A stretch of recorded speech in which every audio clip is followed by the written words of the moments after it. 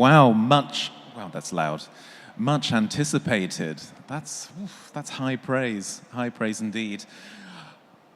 Hi guys. I don't need to introduce myself because it was just wonderfully done for me. It's great to be back at the Architect show here in Athens. I was here last year, and I later wrote a roundup story about how fantastic the conversations were that I had here, but also how good the hospitality was. Too good, in fact. I had to go to bed for 2 days afterwards just to recover. And the hospitality last night was fantastic. This is why my voice is disappearing.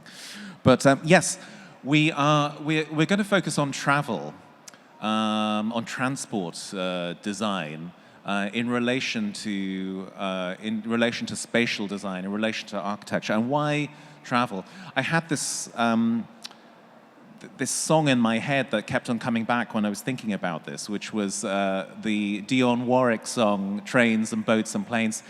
Probably none of you know this because you're much younger than me. My Spotify age came up on Spotify the other day, and it said I was 78. Well, I take it as it means that I have good taste, but first thing in the morning when I turn my phone on, it was a real slap in the face or a kick in the balls. But yeah, 𝗬𝗏𝗏, Trains and Boats and Planes. Transport is really, it's the glue, or one of the glues that holds society together, I think. You know, it connects us. It is a key driver for the economy. It allows, you know, it supports social connectedness and inclusion and opportunity for all. There's a certain democracy to it, depending on what mode of transport it is. And it's also architectural, because all of those spaces that we enter and temporarily reside in when we're traveling have had to be considered by somebody. So that it plays the design of transport spaces has a key effect on how we feel about ourselves, how we behave, how we treat others. And I just wanted to give you two statistics, which I thought were quite insightful. One is that, and we sort of know this already, this has been bandied around for a couple of years now, the UN statistic on the fact that more than half of the world's population live in cities now. But I didn't know until I started researching this that by 2050, this is supposed to rise to two-thirds. Two-thirds of the world's population will be city dwellers. And the next statistic relates to air travel, and you, Luke, will know this, no doubt, that you know, we lived through the pandemic where air travel, to all intents and purposes, stopped. But it's surging now, and according to one source, global passenger traffic is on track to hit nearly 10 billion passengers this year.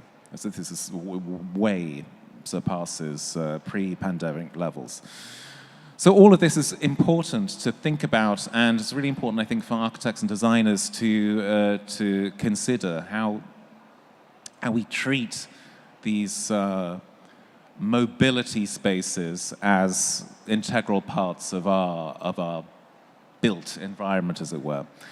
You know, shaping our experience as much as the destinations we're trying to get to when we travel. So. Anyway, my partner says I talk too much in these talks, and when he watches the videos, he says, do you actually give your interview guests a chance to say anything? So maybe I should stop on that. So we'll move on to the first talk. So it's a real pleasure to, we're coming at this from different angles. So this is the kind of, the very rarefied, luxury, 1% or less than 1% angle. I'd like to welcome Giorgio and Stefano Vafiadis from Studio Vafiadis to talk about, luxury yacht design. Come and join me. And give them a round of applause, please. Thank you, Simon. Thanks. Pleasure. Simon, good to see you again. You're fully mic'd up in the Madonna mode. Fantastic. Thank you. Thanks for joining me. Just by way of introduction, and do you have your little your remote control to? No. No remote. Can we get that, please, so they can control their slides? That would be great. While they're doing that, I will just give a little introduction, biographical introduction to the guys. So Giorgio is a renowned yacht designer and founder of... thanks so much for the guests. Thank you. Thanks. Founder of Studio Vafiadis, based in Rome. The design office creates, as I say, luxury vessels for clients worldwide. So your career, Giorgio, it sounds like you're retiring. You're not retiring. I feel like it's your kind of... Your career spans several decades, and your boats, your vessels combine design clarity, livability, and aspirational elegance. Stefano, your son, joined the studio after completing his architectural studies, and together they collaborate closely on all of the studio's projects, marrying architecture, design, and technical expertise to deliver motor yachts, recognized internationally for their innovation, craftsmanship, and attention to detail. Their yachts have received multiple accolades, including awards from the International Super Yacht Society for the best motor yacht over 65 meters. How does that sound? Is that a good... That's Yes. Right, great. Yes, a great satisfaction. You can send me the check later. Yes. How did you get into yacht design? I mean, I don't want to kind of stereotypes, but the Greeks, really. I mean, what is it with the Greeks and seafaring? Well, it happened to me when I was in the university, third year of architectural school. One of the professors asked me to go to work his studio. And they were doing calculators for Olivetti. They were doing office furniture for Techno. And they were doing also some yachts up to between 6 and 9 meters, sailboats. And they put me into the yachting section first. So this is how I entered the yacht design, and I like it. And I keep doing it. And I think in 81 or 82, I had a big opportunity to do the first mega yacht, and a 46-meter motor yacht. That those days was something huge. It's like saying today 150, 200-meter yacht. And this is how I started, and it was a success, and one yacht brings the other one, and we keep doing that after many years. Fantastic. And you both described yacht design as a kind of floating architecture, Yes. and or even kind of the idea of floating villas. Is this just a nice marketing line, or is? I mean, let's talk about exactly how architectural yachts are. Can architects design yachts, Stefano? Absolutely, for sure. Yacht is architecture. So it's the same thing. It's just a matter of scale. Big yachts inside are like buildings, the same. So we can say they are horizontal skyscrapers. Also because a very important fact is that today it is very advanced, the technology, and we can also use glass, for example, a lot. And this creates an environment very similar to a building, especially on the superstructure of the yacht. Because as you know, you may know, yachts have a hull, and then they have on top the superstructure. And especially in this part, where we have more structural and also more spatial freedomness, we can create kind of floating architectures on the hull. So it's a very interesting question. Then I want to make sure that the slides are working. That we have a small technical issue here. Great. Okay. But right, okay, now it's working. Now you can control what you want the audience to see. So where do you start with a new yacht design project? Do you start from the outside and work your way inwards? Do you start from the inside out? Do you start with performance? Do you start with a particular aesthetic? What's the point of departure? The point of departure As we do custom yachts, okay, now it's better. As we are a custom yacht designer, so we do, and that's very important, our task is to do completely bespoke projects from the start, from the first sketch until the plates, until the towels, linens, everything is completely bespoke. So we start sketching from a blank paper, a completely white A3 paper. So I think, in my opinion, the best possible condition. We are absolutely not copy and paste. So we start from sketching, and then, and this is more the emotional part. Then it comes more the rational part of our job. So we do the GA, which is the general arrangement. That is like a plan. That's a project 𝗦𝗻𝗲𝗿𝗁𝗲. And now we can see a GA. Okay, so this is the start, the sketching sessions. As you can see, we create interesting shapes, emotional design. We try also to fulfill the request of the clients, his desires, because as being custom yachts, of course, there are many desires and aspirations that the client would like to have on his boat. Then the client also gives us something that is called a specification, which is what he wants on the vessel. So we're talking about cinemas, talking about spa, wellness, and this is also the most architectural part, maybe, of our job, because the main difference between a yacht and another vehicle, because at the end, yacht is a vehicle, is that on yacht, you have also leisure. Of course, you have also leisure on a business class on an airplane, but on a yacht is different because it's a leisure that nowadays, for specific clients, can last also 2-3 months, because with the increasing of communication, people are also living on board on yachts. So after the sketching, this is the end result, so quite similar.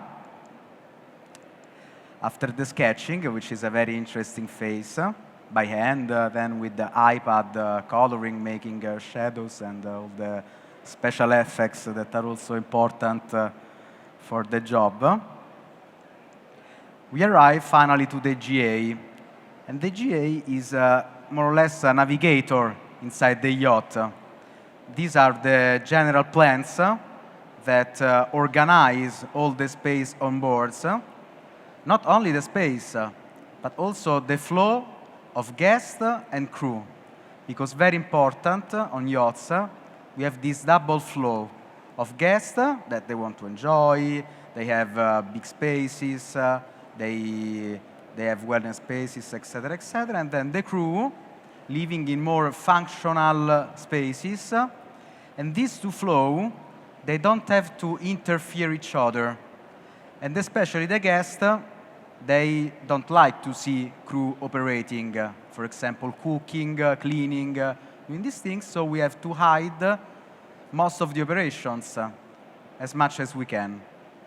Then after the GA, this is a GA, for example, of a 65 meter. These are very rare layouts because not in this case, but in most of cases, they are covered by secret professional. So we sign NDA and all this kind of stuff, but this one we can show. And as you can see on the GA, there are functional items, but also leisure spaces.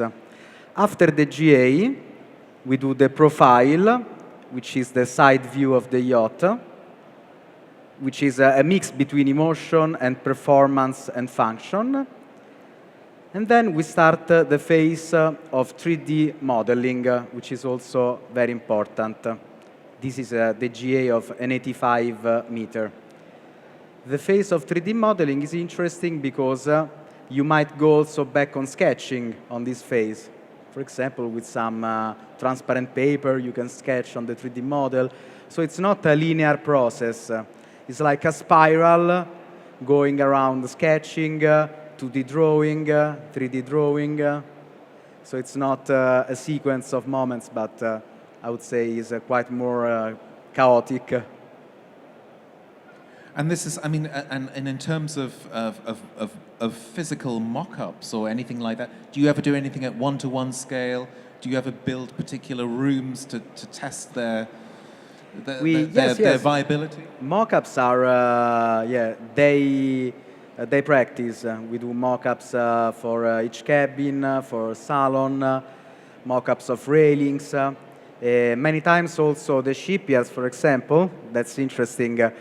If they have to use a certain steel or a certain lighting fixture, they put it out of the window for 6-7 months. Usually shipyards are on the seaside to see if it makes rust, for example, because all the metals on board are treated with galvanic finishings. So they are in these magnetic bathtubs, let's say, with these liquids. But you're not reinventing the wheel with every project. Is there a given irreducible spatial logic that applies to every yacht that we've learned over hundreds of years? And if so, what is it? Well, usually every yacht has a technical platform, an engineering platform. And sometimes this platform can be repeated for more yachts, but having a different exterior design. Like, for example, this is a series of yachts called Dom. They have the same exterior design, but the decks and the interior changes completely. And these kind of yachts, they are called semi-custom.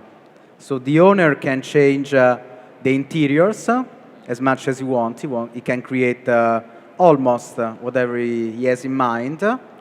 He cannot move walls that are called bulkheads on yachts. He can slightly move them, like 1 meter, 2 meter. But these are not yachts started from scratch. Something different are, for example, this yacht built in Greece with pride in Perama for Golden Yachts is the shipyard. This is the latest 85 meter called Oceanis. And these yachts are custom yachts. So these you start from scratch. And would this be considered in the range of scales, relative scales, would this be considered small or sort of medium? I mean, what are we talking about? Is the advance in the technical side of things, in terms of engineering, in terms of materials and so on, is this allowing for yachts to become bigger and bigger? Where would this fit on the scale of scale? Very interesting question, because yachts have grown up a lot since from 2000, let's say. I think with digital designing and also digital technology, so cutting machines, CNC, 5-axis machines, stationaries, all this technology has made bigger yachts easier somehow. Still not easy, but also the market has grown, so there are many different parameters that created this big increase in the size of yachts. So nowadays, as also my father said, a 46 meter in the 80s used to be gigantic. Now it's considered a small, a small boat, even though I wish to have one, but for these billionaires, it's not a small, but a compact yacht. And 85 is a regular, big yacht, comfortable with all the amenities. I'm looking around the audience. I bet there are a few people here who have compact yachts, I'm sure. Yeah. Luke? I have a compact canoe. What is the who are these people? What is the profile of your clients? Can you say? You don't have to name names, of course, and I know you wouldn't. Okay. But what type of people are? What are they? Who are they? No, it's very interesting. I mean, you cannot make an average because every client is very different and has his own aspects, his own personality. Randomly, we found two clients the same, even in the same nationalities, with the same cultures. But usually, nowadays, there is a trend that clients are becoming, and this is very interesting, are becoming younger and younger. So nowadays, I design these yachts for people just a little bit older than me, so around 40, 45, 50. So we're talking And about these are tech and crypto also, guys, also tech right. and crypto, yeah. Right, But yeah. also different businesses. Right. Businesses and countries from all over the world, all over the fields. And I mean, there is no rule. Yeah, and as design, I think as younger generations want to leverage design to say more about their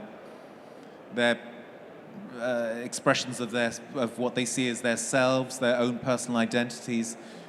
How do you then deliver? How do you translate the lifestyle and the identity of our clients into yacht design, into spatial narrative, or into, you know, without it just feeling like decor that's just been stuck on? Well, I have this metaphor in my mind every time that I design a yacht that maybe can be useful for me and meaningless for others. But I take it as a private island, as a floating island, with all the amenities possible.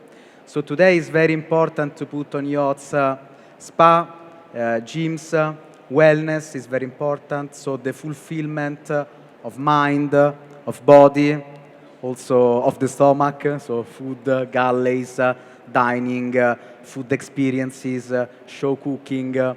These are all elements added to the lifestyle of the owner, which is very important.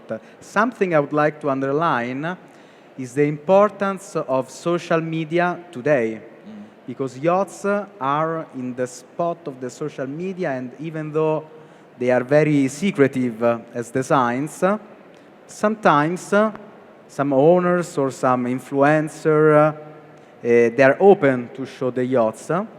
And the real luxury became from having gold tubs, marble everywhere, onyx, precious materials, to show what you do on board. I know, for example, people doing wakeboard, jumping. If you see many videos on the social, so the real luxury became the experiences that you can have on board, which only having a yacht you can have. So a yacht is an enhancer of incredible, unique, bespoke experiences that only the richest or the luckiest person who deserve these experiences they can have. It seems to me this is an industry, you talk about secrecy there, and we can understand why. But it seems this is an industry where discretion really is key. I wonder if you could tell our audience something which they'd find extremely surprising or even shocking about the industry. Can you share a few secrets? Well, that's a very dangerous question. But go on, there's no I one would here. say You're that- among friends. These people won't tell anyone. There are particular requests, I have to say, because... What's the most outrageous request you've had from a client? Well, one interesting request that I can say is that one time they asked to put us a zero-gravity simulator inside the 180 meter. It's a cylinder 3 decks high, so more or less 10 meters high, that from NASA, from a space agency, that they use regularly. And it simulates the absence of gravity in this place. So this lucky client wanted to float inside this cylinder. And you managed that? You delivered that? Yes, yes, yes. We didn't build the yacht, but we did the design, yes. And we engineered the design. So wow. Yeah. Big. It was a big weight. God, Not easy. Yeah. It's yeah, stranger than fiction. I want to ask you a bit about the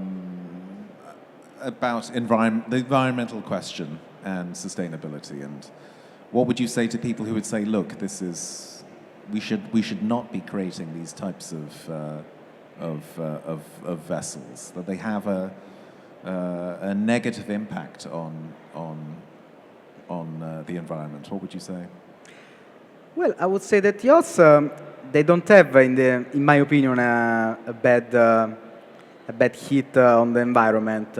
First of all, because if you navigate the oceans for leisure, so not just working, you want the oceans clean. And then you go around, and if you see plastic, rubbish, it's a form of sensibilization of people, of the owner, of guests. Then yachts are becoming greener and greener. For example, this 85-meter Oceanis from Golden Yachts is an hybrid boat. So it's a boat using also electricity and electrical generators to create thrust, giving back from the engines. Then now there are many cases of hydrogen developing yachts, talking about nuclear, also as a possibility because now they developed small nuclear cells that are big like a luggage that you can put on board. Incredible. And then, and another thing is that yachts are also very good for the environment, for the economy of countries, of Italy, of Greece, for tourism. It's a rich tourism, high-spending tourism. So I would say that yachts are beneficial. Another important fact is that many yachts today are not built from zero, but they are, for example, like in this case, reconversions. So as building a yacht is the most environmentally heavy moment of life of yacht, because when you build a yacht, and usually it takes about 3-4 years, you consume like 10 years of cruising with that yacht. And what's the lifespan of the vessel? The lifespan is very long. It's very long of a For yacht. example? I can say 30, 40 years, still around. Also, for example, the first yachts that we designed still around. are still navigating, refitted. And what's the biggest budget you've worked with? Can you say? Can we talk about the price tag? Well, the new build from new is this one, 95 meter. Just 95 meters. Only Just a 95. little. This one, which Wow. was also always built in Greece. Okay. And this 95 𝗬𝗲𝗿𝗀 by Golden Yachts. But then we did also a reconversion of 105 meters called the Dream, also built in Greece. And the budget? Can you say? No, we The cannot say budget? the numbers. Yes. No. You can't speak about Very that. high. Higher than Is it you can imagine. Is it Yeah. more Say or that. less? Does someone want to shout out a number and we can go higher, Exactly, lower? exactly. Right. Okay. So, give us a clue. Can you give us a clue? Could Ilias Clue? afford it? Yeah, well, if you want to clue, yes, with absolutely. his big pockets? No. Absolutely. Well, they're very okay. expensive toys, you see, Expensive. but on the other side, their toys Okay. are producing a lot of income because charter business is the most luxury expression of vacation today. So all these yachts, what you see, they're very busy in charter. So they're money makers. It's not only money spenders. Okay, they It's actually you generate spend this money, you income. invest this money, something like that, and then you use this boat to make more money. So it's a source for the economy is very good. A boat like this has 35 people of crew. So 35 families live every year, they live well, and also they pay taxes, they pay VAT, they pay a lot of things. So it's good for the local economy, it's good for the people. It's Interesting. good. Yeah, it's not Yeah, only yeah. cash out. It's not like I don't know. It's not like a vice. Someone wants to spend this money, throw it away. It's like a business operation, like a luxury hotel. This is the upper part of the pyramid of the luxury vacation are the charter of yachts. Yeah, You see, fascinating. this boat this year, this specific boat, had almost 110 days of charter. 100 days of charter is a big season. That is. I want to ask you, are you proud of Stefano? Yeah, of course, very. How do much. you what's your dynamic? What's the chemistry like? Well, do you have arguments? No. First of all, when he came to the office, instead of making be under my shadow, I make a design team. He choose 4 people for staff, and they will start working on a parallel with my orders, the orders with the senior staff. And slowly they come and they fuse together, you see. So it's after 50 years practicing this business, I try to step away. I will not stop working. I will keep working, but I work less. Like I will take long weekends, and I will try to leave the big problems to the young generation. Well, you're in a very, very safe pair of hands. Absolutely. I mean, this is stunning. Really stunning. Yeah. Thank you. I think everyone in the audience is waiting for an invitation to the next big party. Did anyone watch that Netflix film, The Woman in Cabin 10? Did you see that? I keep thinking, have you seen this? No, to be honest, no. So it sort of dropped is what people say. It dropped on Netflix like a month ago, when Keira Knightley stars in it. It's a thriller, but it's filmed actually on a. You can filmed on a yacht. It's not. This isn't a set somewhere in a sound stage. It's actually filmed in a yacht. And actually, that yacht was our competitor. In I thought 2017 Best Boat Awards. I thought I might see you. Yeah, they won for 2 points. I thought I was going to see you two in the background in one of the shots. That's very interesting. Sadly, didn't happen. I would love to get a question from somebody if you... great. Mike? Yeah. Sorry, it's a bit sweaty.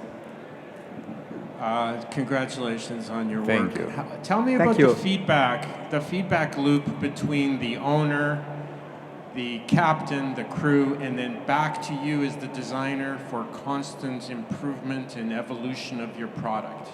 I assume there must be very intense feedback that you bring to your work in constant cycle. Is that true? Well, first of all, a yacht is not like a building. In a building, you plug the building to electricity, you plug the building into the sewer system, you plug the building to the water supply, the waste, they collected. A yacht has to make all these things at its own. So the yacht makes its own electricity, produces its own water, dispatches on waste. It's a completely autonomous operation. So having said that, the owner expresses what he would like to have regarding the style of the boat and regarding the living on board. Then all the technical aspects usually are suggested by the captains, or the requirements for those technical aspects are given us by the captains or by special surveyors, these people who they suggest to the owner how to make all the technical side of the boat and the whole thing, you see. And also we have from the captain also regarding the safety, regarding the performance, regarding consumption, regarding the speed, the whole thing. It's a very complete operation. It's not only one thing like I want that. There are too many things that they have to come and to fuse together. That's why a design like this takes long time and requires tens of thousands of hours just to make the design to build this object. Great question. That feedback loop is critical to the design process. There's a screen here flashing that we're out of time in incredibly big red type. So we'll have to leave it there and move on to the next talk. But thank you so much to Giorgio. Thank you, Simon. Thank you, Thank you, Simon. We'll wait for the invitation. Thank you very much. It was a real honor.